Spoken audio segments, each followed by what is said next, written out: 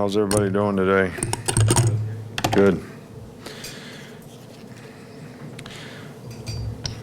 Well, I think there's some things that are very important when you're playing a tough team in a tough place to play on the road. Maybe the best team we played to date so far. They got a great rushing attack, very opportunistic defense that plays very physical and aggressive up front.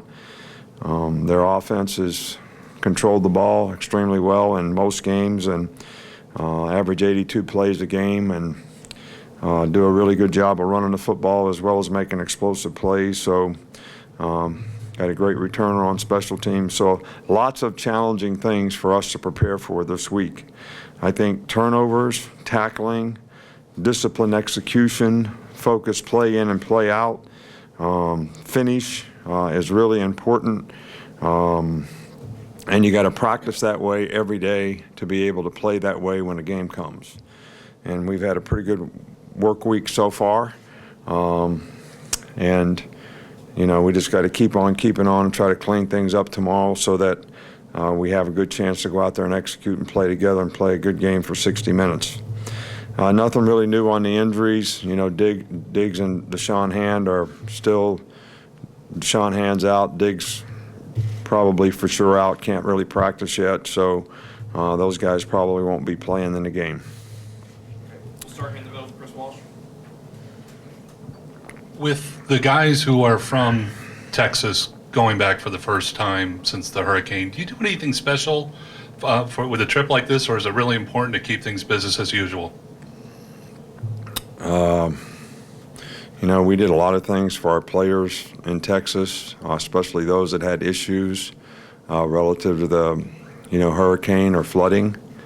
You know, I haven't really thought about it, to be honest with you. Maybe that's a mistake on our part, but I haven't really thought about it. You know, we sort of go on these trips like they're a business trip, and that's what we should be focused on. And, you know, it's kind of like my dad used to tell me, you know, when I used to go to work at the station, my girlfriend broke up with me, so I was treating the customers bad. And he said, "What's wrong with you today?" And I said, "My girlfriend broke up with me." He said, "Well, you know, you got one problem, but if you keep treating the customers bad, you're going to have two more. I'm going to fire you, and then I'm going to whip your ass for getting fired. So you're not going to have a girlfriend, you're not going to have a job, and you're going to get your tail whipped." So whatever happened in the hurricane happened, and it's a bad thing, and we want to support everybody every way we can. And we certainly did that as much as we could. But if we don't go out there and play a good game, they're going to have all the problems that they had from the hurricane, and then we're going to have a problem that we lost. So it kind of goes back to what my dad said, I think.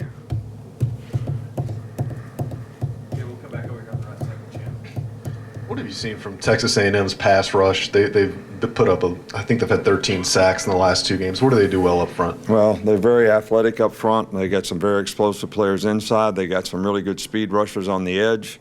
They pressure a lot. In other words, they are going to rush 5 and 6 guys a lot, so they make some of those very athletic guys. They put you in a position where you have to single block those guys and you can't help much on them. So I think it's the combination of they have a really good scheme and they have really good players who can pass rush and finish on the quarterback. And they also create a lot of negative plays, so they create a down and distance where it's in their favor to do that on third down. So this is a really, you know, it's a challenge to be able to block their pressures. And I think if we're going to make any plays down the field and be a good third down team, it'll start with that. Go in the middle here with Michael Weinrib. Hi, Coach. I was just wondering how your rapport with Minka has grown and developed over the years, and whether you've ever gained any insight into your own process just by watching him embrace the process. And also, some of his teammates say that he's the only one who makes you smile on a regular basis, so I'm curious if you can confirm or deny that. Well, you're obviously a national writer, is that correct? Yeah, because you asked me about 4 questions there. And the people who come in this room regularly know I can only manage one at a time. All right, so let me try to get this right. All right, first of all, you know, I loved Minka when we were recruiting him. You know, he's great family, great personality. I still can remember having dinner in his home when we went on a home visit. And he's the kind of guy that very easy to talk to, is interested in a lot of things. And so I guess the relationship has grown, but he's just a very easy guy to like. And, you like being around him. You certainly like the way he plays. You like the way he embraces and tries to do things that you'd like for him to do, which you referred to as the process of helping him be a better player and helping us be a better team, which he has always been, 100% committed to. So when you have the best players on your team that are really, really good guys, it's always really fun to coach. And he's certainly one of those guys that makes it fun to coach. Did I answer them all? Because I can't honestly remember. I was just curious if you've ever gained any insight into your own process by watching him. I think that not just watching him, but I think with all players, you're constantly sort of growing and developing, not necessarily in what you think is important from a process standpoint, because what you're really trying to create is a culture of accountability. You're trying to define the expectation personally, academically, and athletically for these guys. Surround them with people who can support them and help them make good choices and decisions so they can have success, but also teach them to be responsible for their own self-determination, which is what accountability is, which is what's going to help them be more successful in life. So, sometimes you see guys respond differently, to how to get that done, and I think that's a sort of an ongoing process for me. But the more we do it, the more we learn, I think the more people we can affect. Then we'll go in the back with Cecil. Coach, this is a little off topic, but people talk to you often about spread offense. What are your memories of playing Joe Tiller's teams at Purdue? Well, first memory is Drew Brees. He was our nemesis at Michigan State.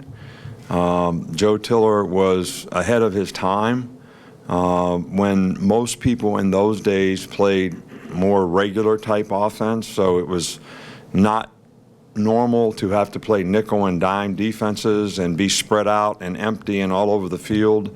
And he did a great job of coaching it, and they did a great job of executing it. And now it's a lot more common to see that style of offense. So I think players, coaches, everybody are more adept at trying to defend it. But we had a very, very difficult time. I mean, we were ahead 21-10, and with 2 minutes to go to the game, lining up to kick a 27-yard field goal, and they blocked it and ran it for a touchdown, got the onside kick, went 2 minutes, scored. Went for two, it was 22-21, and then we got it in 54 seconds, went 2 minutes, went down and hooked it in the dugout, to win the game. So I think I've told you that one. And the next year, we were ahead by 9 or something they blocked the punt, got the ball in 2 minutes, scored, kicked the field goal. I mean, it was like, and it was obviously, Joe Tiller, his offense and their ability to execute, but Drew Brees didn't hurt much.